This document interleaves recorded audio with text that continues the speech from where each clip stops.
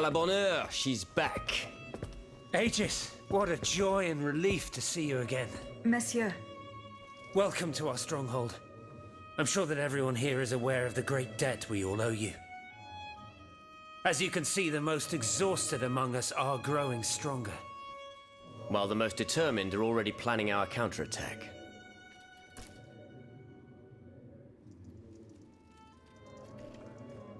I did not expect to see you all together. 4 days ago, the representatives of the Third Estate gathered in a tennis court. They swore not to separate until they had established a constitution for the nation. But that was not the only oath we swore. All the honorable men who were at Versailles, representatives and patriots, members of the Club Breton, secretly swore to meet here if they were dispersed. You, Aegis, have allowed them to gather once again. Though unfortunately many are missing, we still have hope. Why did you choose to meet in this convent? It was my idea. Voyez-vous, I stay here whenever my obligations bring me to Paris. No other retreat inspires such peace and contemplation. Et puis, truth be told, this building has always felt like a fortress to me. Just look at how thick these walls are. For 2 whole days, the patriots in the quarter consolidated the outer walls to make it an impenetrable citadel. No automat has broken through our defenses yet. Where are the monks, mon père? They are secluded in their quarters, praying for the salvation of the people of Paris. However, we bear no illusions. We are weak, we are divided. And we are unarmed.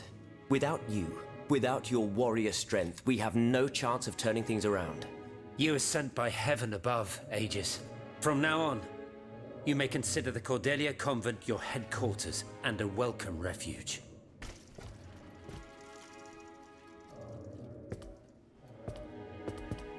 We must speak, you and I, in private, if you please. Monsieur de Lafayette must not hear a word of what I'm about to tell you. What do you mean? You all seem to be certain that I will use my strengths to serve your cause. Are you forgetting that I have a task to accomplish? Not at all, madame. We all know and support your plan to free Monsieur de Vaucanson. That is why I've taken the time to think of a way for you to get to the Bastille. I am listening. There is a patriot in Paris whose pamphlets have aroused Monsieur de Lafayette's ire. His anger is so strong that the poor man had to disappear to escape arrest. I know that he is secretly hiding in the quarries in Montmartre. A labyrinth he is said to know like the back of his hand. If anyone can help you navigate the obstacles that keep you from the Bastille, it is the elusive Monsieur Marat. Very well. I will go and find him.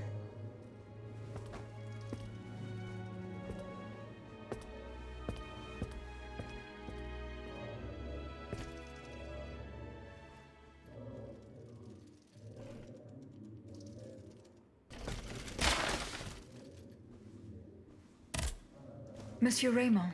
Aegis, we are very pleased to see you again. It was very unwise of us to leave the Société without such a capable bodyguard as yourself. It is a miracle that we got here safely.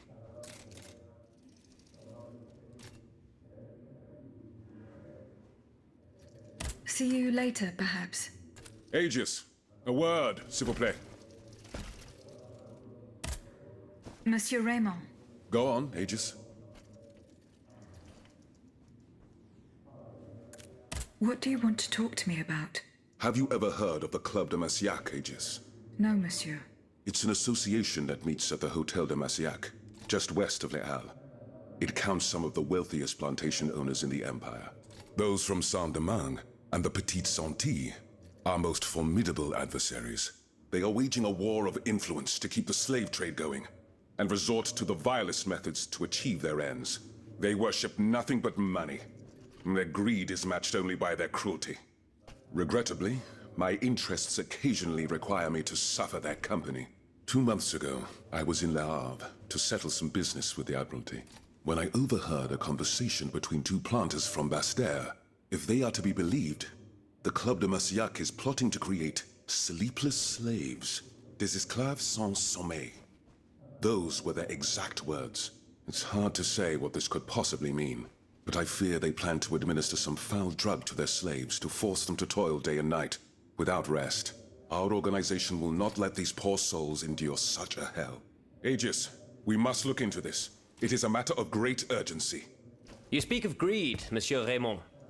But could you enlighten us as to what makes you any different from the planters you condemn? What exactly do you accuse me of, Monsieur de Robespierre? S'il vous plaît, do tell. Do you not also exploit the labor of these poor souls yourself on your indigo plantation? I fight every minute of every day to improve their condition. No one would have the audacity to deny this. If that's the case, then why wait? Free them. You preach abolition, yet you continue to line your pockets at their expense. The truth is, you refuse to upend the established colonial order because your entire fortune depends on it. It's easy to criticize from atop Mount Olympus, Maximilian. You know nothing of the realities of Saint-Domingue. What would happen to all these people if I freed them tomorrow? Without an education, without a livelihood, I would be condemning them to the most abject misery. No. I must act with both compassion and realism. Any reform, revolutionary or not, must be taken step by step, with moderation and prudence. This reform is not so difficult. I've begun it myself at La Belle Gabrielle, my plantation in Guyane. There you will not find slaves, but workers who earn a weekly wage. And my plantation is no less profitable. Ah, yes, profit. Because that's the most important thing. Don't you see, the law of nature gives every man the right to cultivate his own land. Monsieur, calm yourselves. I implore you. Now is no time to quarrel. What Monsieur Raymond has related to us is extremely worrying.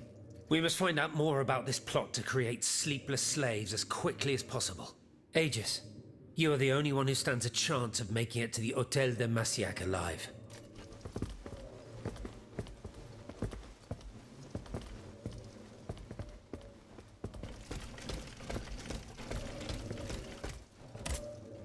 Eh bien. Do you come bearing news from... No. I have it on... He's the only... Is your plan to arm the populace going as planned? Oh, far from it, madame.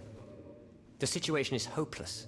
Even if they were armed and formed into battalions, the Patriots would not be able to fight. Why is that? Most of the strategic points in the city are inaccessible. A strange illness strikes all who try. They are seized by an irrational fear, one so great that those who do not lose consciousness go mad or perish on the spot. This makes it impossible to do anything. Any attempt at an uprising is a fool's errand. The locations you mentioned share a common feature. A statue holding a lantern. That's right.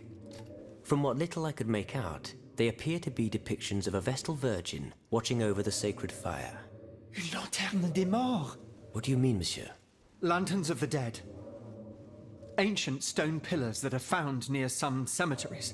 Our ancestors kept a fire going on top of them. Today, no one knows what they were used for. A symbol of light triumphing over darkness, perhaps? Others claim that human bones, mercury and lime, were burnt there. Some odious sorcery that was meant to entrap the tormented souls that wandered around the burial grounds. That makes sense and confirms my observations. I am now certain that the King's lanterns capture the anima essence of the dead who have been cast into purgatory. And that this essence is what allows the automats to stay in motion, without needing a key to wind them. Pater noster qui es in celis, sanctificetur nomen tuum. Now that I think about it, madame, you obviously are not subject to the harmful effects of these lanterns. No, au contraire. When activated, these statues reveal an apparatus that allows me to repair myself. It follows that if you destroy these lanterns, the people will be free to fight again. Unfortunately, they are preternaturally strong. Nothing can so much as damage them. Come now, no metal is indestructible. If we knew what these lanterns were made of, perhaps I could find a way to destroy them. Take a look at this ledger, Monsieur Lavoisier. It contains a list of metals. I found it by the factories, near Vaucanson's workshop. Let's see. Steel, molybdenum, very good. Tiens, donc, tungsten and zirconium. This master blacksmith knows his trade. These metals can be used to make the strongest alloy imaginable, as long as you have a fortune to invest. For that, our clockwork tyrant knows no bounds. Well, Monsieur Lavoisier, is there any way to break this alloy? Break it? Certainly not. But a mineral acid could change its structure. Melt it, perhaps. I would recommend sulfuric acid, or vitriol, if you prefer to use its common name. Where can I obtain some vitriol? I had some, but my laboratory at L'Arsenal was ransacked. I can't tell you any more than that. If Monsieur Bailly were here, he might be able to suggest a solution.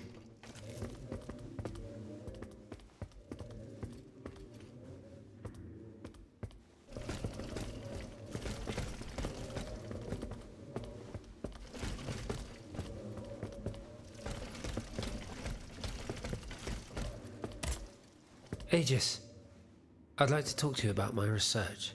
Do you have a few moments to spare for me? Certainly, mon père. I am listening. I've carefully collected the testimony of our companions here. Then I compared them with the observations made during my investigation of the man who calls himself Cagliostro. I came to quite the shocking conclusion. I believe I have discovered how the royal automats remain constantly in motion, like clocks that never need winding. They get their energy from the souls of the dead, Aegis. They drink from the anima essence that permeates the purgatory described by Monseigneur de la Fare. These machines feed on the dead. The greater the massacre, the deeper the river where they slake their thirst.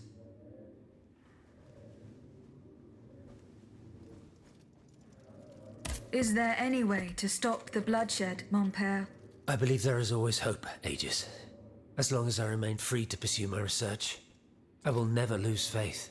I keep thinking about the three Nemes. These echoes. All of this is clearly related to Nicholas Flamel's work. The alchemist? Precisely, mon ami. And this leads me to fear the worst. What have we to fear from an alchemist who died nearly 4 centuries ago? Not him, per se.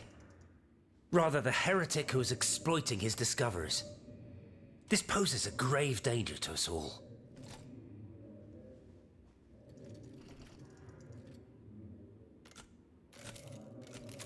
Who is this heretic, mon père? Why, Cagliostro, of course. The king's accursed confidant. The man who allowed him to raise this diabolical army. What do you fear, mon père? What do I fear? Nearly 2 months ago, the king forbade anyone from setting foot inside the Église Saint-Jacques de la Boucherie, near the Hôtel de Ville. He had the priests forcibly removed. They hardly even had time to save the church's sacred relics. Since then, only our Father in Heaven knows what they've been doing there, hidden away from the people of Paris. Oh dear. Flamel's tomb. My thoughts exactly, Monseigneur. Legend has it that Flamel was buried with his lapis philosophorum. What is the lapis philosophorum, mon père? The Philosopher's Stone. Where do I begin? No one knows its true nature, or even what it might look like. All that is known is that it is said to grant untold riches and eternal life to whoever possesses it. Its very existence is questioned, of course. But if it's true, just imagine what sinister purpose the king and his accomplices might find for it. We must elucidate this matter at any cost.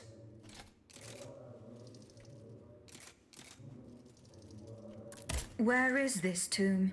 In the church's crypt. The priests always ensured that it remained undisturbed, despite the mystery surrounding it. But now they're no longer there to protect it. We need to know for certain. But how? There are automats everywhere. Aegis, Oui, mon père. will you help us get to the bottom of this? Did you not say that it was impossible to enter the church? There is perhaps a solution. The penitent's door behind the Châtelet leads to the Quartier de l'Hôtel de Ville. It's only opened on Good Friday, but this year, I had the honor and good fortune to lead the procession. Here is the key.